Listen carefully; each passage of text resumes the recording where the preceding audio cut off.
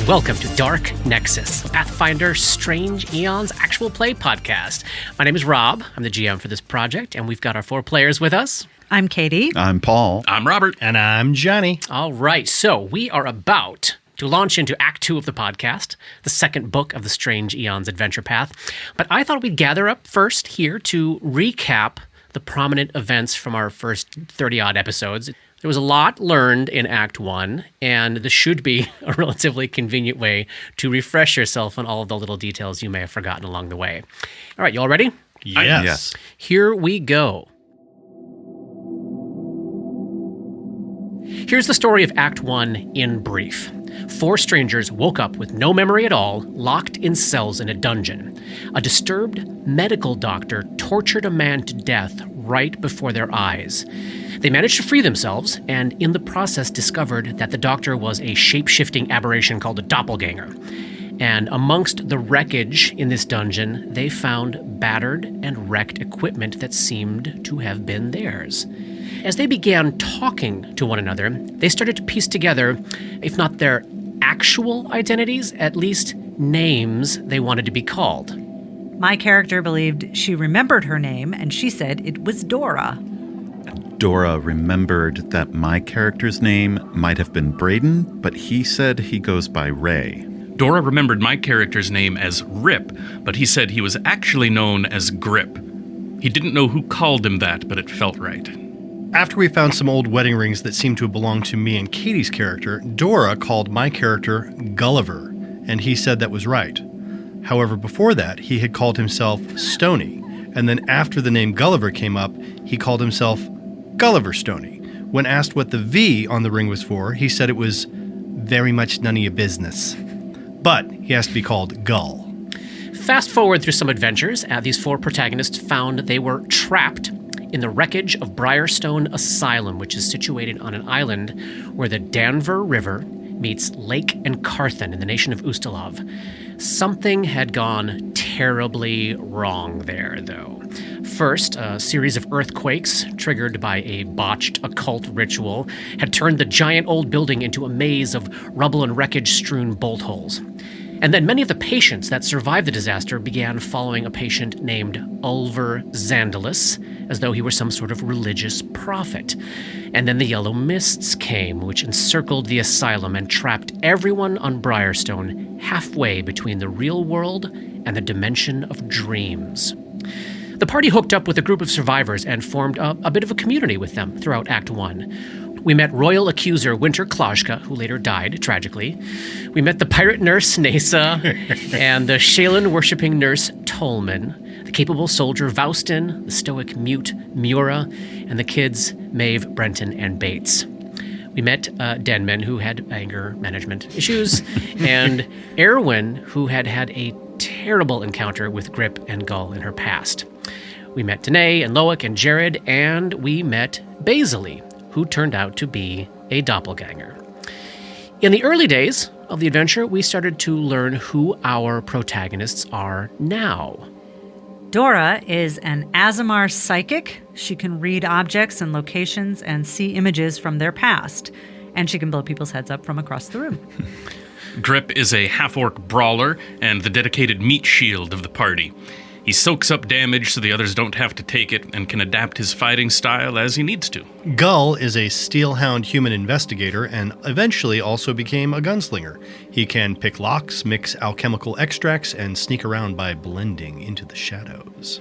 And Ray is a human oracle, blessed or cursed with divine magic from a source that remains a mystery to him.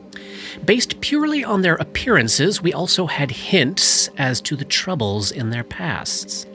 Dora carries the scars of an old brand on the back of her neck in the shape of what appears to be an eyeball. She also has a sickly purple stain all over the backside of her body. Grip is missing several fingers, has his arms covered in what appear to be crude self-made tattoos of random shapes and patterns, and he also has a brand. An unidentified shape that looks like a wave or a lightning bolt, perhaps. Gull has the same brand as Grip and started the adventure with a prominent facial tattoo of a spiral of equilateral triangles. He cut that skin off his face later, though, like you do. Ray has no brand. but he is marked in two distinctive ways. All over his body, he is beginning to rot away. And everywhere, except for his face and hands, he is covered with the scars of the name Daria, having been carved into his flesh over and over thousands of times. And then the party found some journals and patient records as they explored the asylum. These indicated that they had all, a total of 5 of them, not 4. They'd all worked for a man named Count Hazerton Pragmus Lowles IV, the ruler of Versex County, and had been turned over by him to Administrator Eliege Lysandro.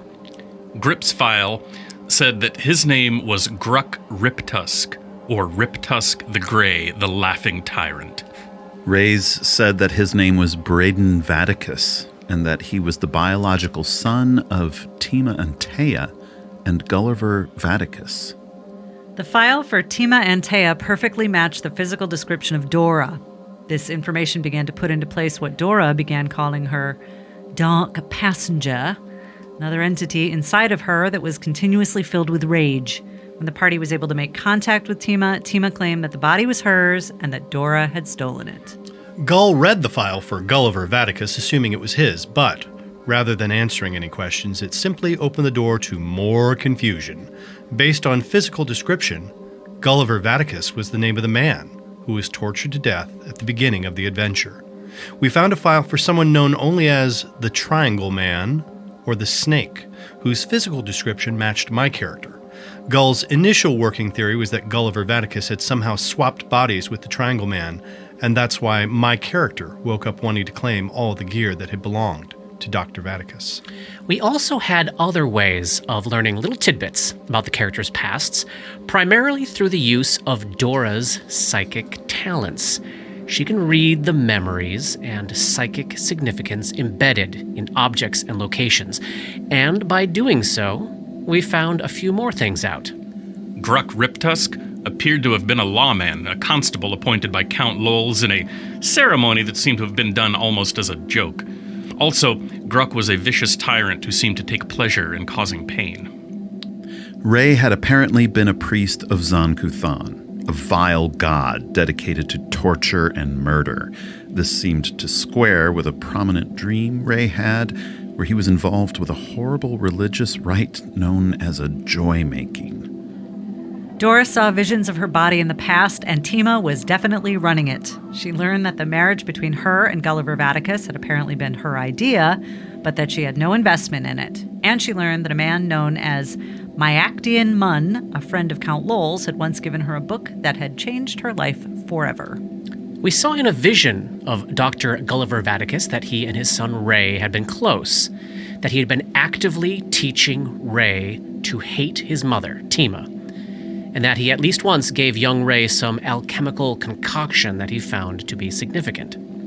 And there have been no psychometry visions involving Gull's current body. Yet. Finally, the characters all experienced incredibly intense dreams during their stay in Briarstone Asylum. We later learned that some details in those dreams were likely dragged in by the influence of Ulver Zandalus and a monster known as the Tatterman, but some details likely contained an element of truth about their old lives. Grip dreamed of being consumed by a mob of creatures that were both dogs and children, and of a horror known as the Corpse Orgy. He also dreamed of being in a circular fortress made of thorns where he was running away from a giant woman in a dog mask with an eagle on her shoulder. And he also dreamed that he had had a twin brother that he punched in the face until he was nothing but a bloody mess. Ray had a dream of this ritual known as the joy-making. He also dreamed of a city beside a body of water made of tears. The city was filled with chained people, and in this dream, Ray seemed to be trying to kill himself. And he also dreamed of skipping down a foggy road towards some unknown calamity that he was unable to prevent himself from heading towards. Gull had a dream that he was at the Syncomacty School of Sciences trying to find a book called The Chain of Knights. In the dream, he was a shape changer, constantly morphing in form. But in the dream, he thought of his true identity as that of a plague-ridden little boy, wearing soiled diapers and tear-soaked orange scarves. Dora dreamed of two versions of herself, a mother and a child, walking hand in hand through a creepy mansion known as Iris Hill. They were looking for a book that would make Mummy happy. They found it. They also found a baby girl, and Mummy loved the baby girl. Those are the highlights of where the characters are at and what they know about themselves. There are a ton of other details, of course, from the 37 episodes of Act 1. We can't hit them all, but here is a lightning round for you. We're currently rowing across Lake Incarthen to the town of Thrushmore, where it seems we all came from, recently at least. And apparently Count Lowles, our former boss and the ruler of the area, has been reported missing. One of the prominent NPCs we met was this royal accuser named Winter Klajka. Winter was murdered by a doppelganger, but not before telling us that another agent of the crown, someone named Accuser Omari, was, at least recently, in Thrushmore investigating Count Lowell's disappearance. We also know that there is a detective outfit in Thrushmore known as the Sleepless Agency. Gull is holding the business card of its owner, a woman named Cassadia Rents. And we know that there's someone or something called the Stranger out there that is tangled up in the story somehow. Dora learned that this whole area has a long, troubled history centered around a woman named Ariadne, called the Briarstone Witch, who engineered an event called the Thrushmore Vanishing many hundreds of years ago. She turned the entire populace to the worship of unknown dark powers, and when the government came with an army to deal with the situation, no living being was found in the entire town. Only gruesome stains on the walls. We know that there are some ancient standing stones in the area, apparently 3 in Thrushmore and 2 unfinished ones on Briarstone Isle. We know that the worship of a great old one called Hastur, or the King in Yellow, is tangled up in the story somehow. Our characters don't know much about him yet, but he's on our radar. This ancient book called The Chain of Knights seems to have been stolen from the Sincomacti School by Johnny's character and then given to Count Lowles, who gave it to Administrator Lysandro. She performed a ritual contained within it, and that's what unleashed all the hell we experienced on Briarstone Isle. The party has just come into possession of that book. We have reason to believe that me and Robert's characters, in their former lives, or at least the body my character is currently inhabiting, gruesomely murdered the previous administrator of Briarstone Asylum, a man named Dr. Berigman Trice. Near the end of Act 1, we started meeting some of our backup characters.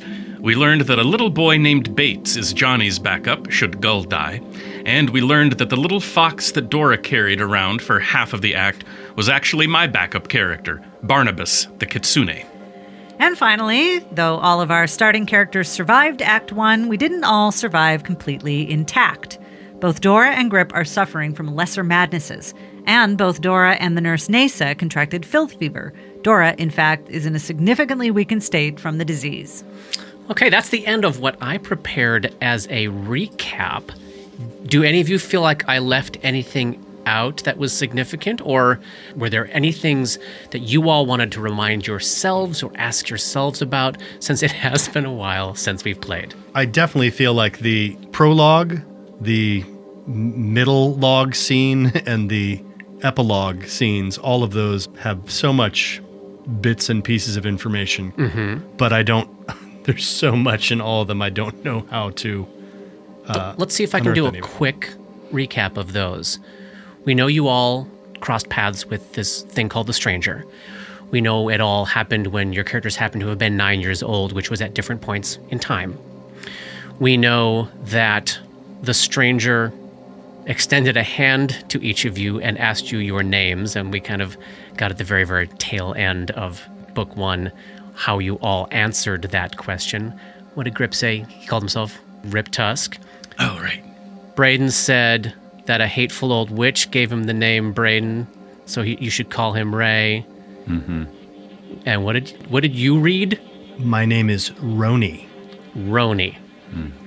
And then, Katie, what happened with you? I answered, I am anathema. Yeah.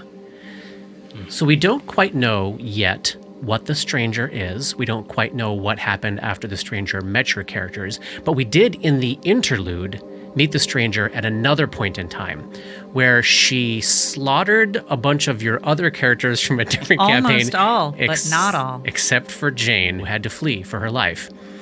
And that somehow that particular scene was significant to the rest of you. And we'll find out more about that maybe in the prologue of Act 2. We'll see. We'll see. Oh, I'm not leaving that scene behind anytime soon. Thank God. Did I get the highlights of that stuff? I think so. It's one of those weird ones where, because you're getting those pieces of the story so out of time, and because, as we've kind of discussed, your characters didn't really process that information. So I'm They're sharing not some. privy to most of that information. They are now.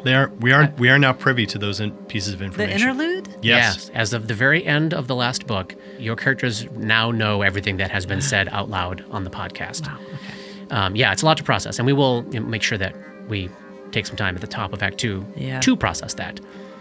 So I would suggest, at least to the four of you, maybe right before we head back, since those interludes and prologue and epilogue are fairly short, just to maybe brush yourself back up on those things. So you can think of them as things that you know.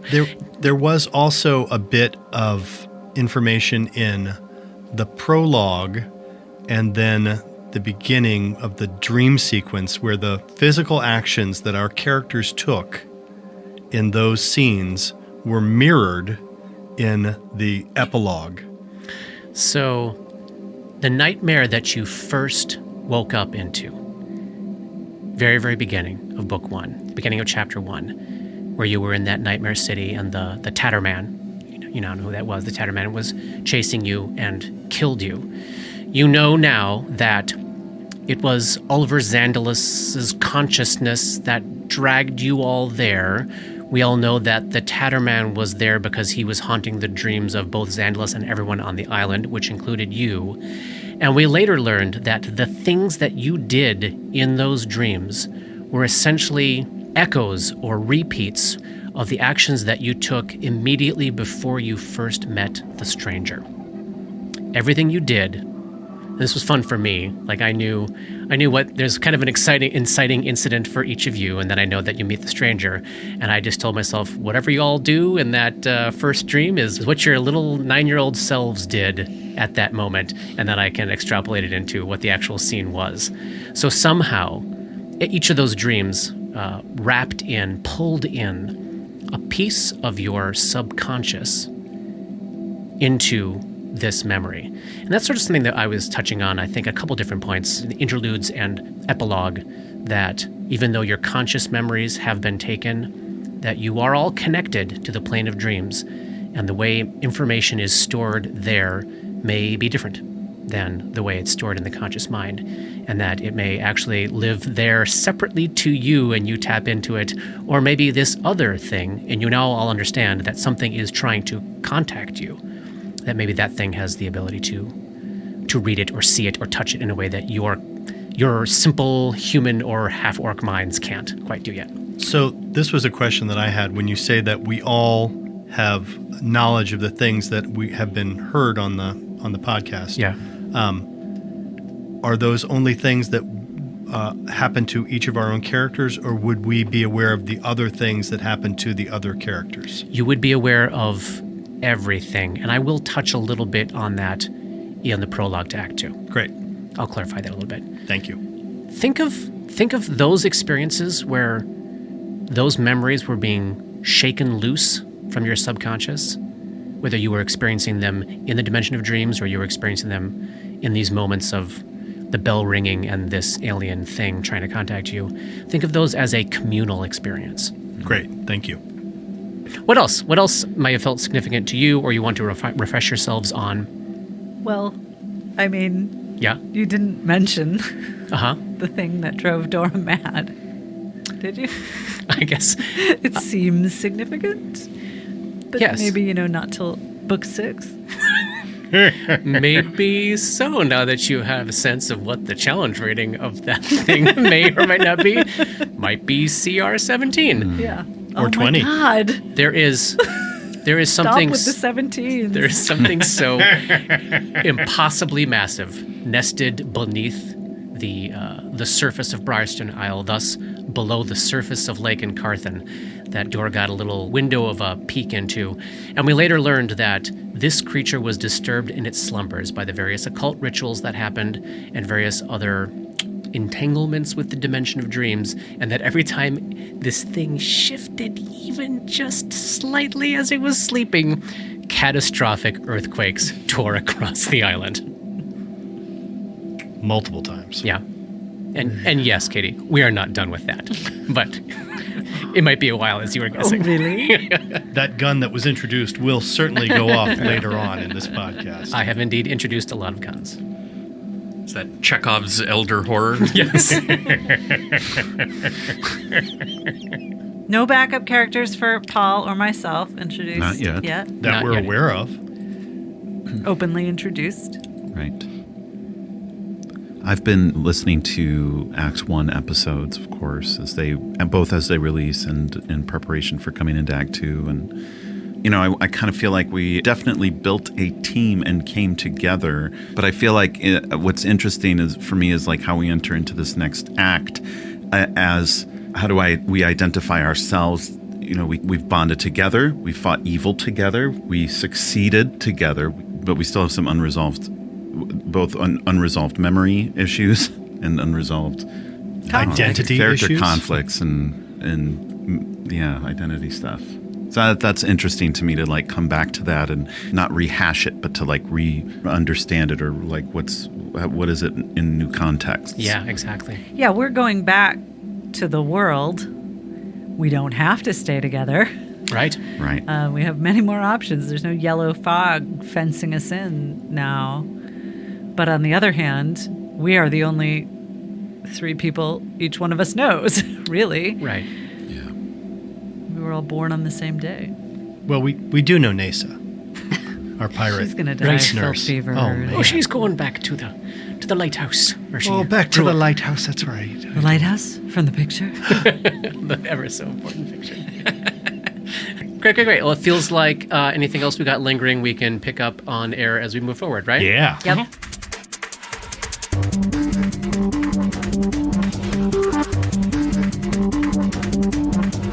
Dark Nexus is a creation of Plug and Hum Productions. This podcast uses trademarks and/or copyrights owned by Paizo Incorporated, which are used under Paizo's community use policy. We are expressly prohibited from charging you to use or access this content. This podcast is not published, endorsed, or specifically approved by Paizo Inc. For more information about Paizo's community use policy, please visit paizo.com/communityuse. And for more information about Paizo and Paizo products, please visit paizo.com. That's PAIZO.com.